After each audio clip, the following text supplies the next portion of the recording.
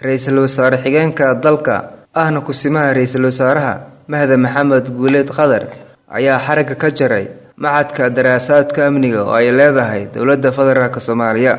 Ra'iisul Wasaaraha ayaa sheegay in machadkan uu qayb weyn ka qaadanayo kobcinta aqooneed iyo mid xirfadeedba. Mahdi Maxamed Guuleed waxa uu sheegay in furitaankan machadkan ay ka dhigan tahay talaabo weyn oo loo qaaday hagaajinta amniga dalka. waxaynu maanta si rasmi ah xariga uga jarnay Machadka Sare ee Daraasaadka Amniga oo daraasaad ku sameyn doona arrimaha amniga guud ahaan haday tahay amnul qawmi maxay tahay siyaasadda amniga ee qarankeena arrimaha amniga ee istiraatiijiga ee qaranka Soomaaliyeed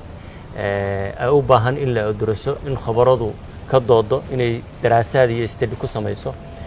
tala bixin ay dawladna ka soo jeediyaan lagu tababaro aqoonyahanka Soomaaliyeed ee xirfadayaqaanka ah ee aqoonta u leh ama ha ka tirsanaadaan hay'adaha amniga ee laamaha amniga ee kala duwan ama ha ahaadaan aqoonyahan Soomaaliyeed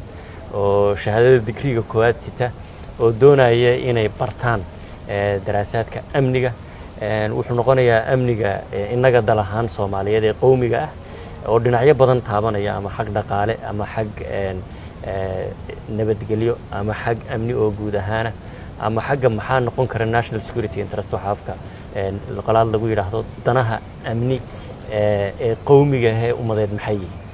waxa kale oo lagu baran doonaa amniga gobolka mandaqadan geeska Afrika iyo sida inagu aynu isugu xiranahay ama ugu xiranahay ama amnigeena u saameynayso qaaradahan amnigeedu muxuu yahay iyo caalam ahaanba Soomaaliya iyo amniga qowmiga ay leedahay iyo Carbeed Afrika iyo dunida amniga xagga fikirka waxa looga baran karaa aragtidan xaq jirka ah daraasaad dhinaca amniga oo ku saabsan iyadana sidee loo sameyn karaa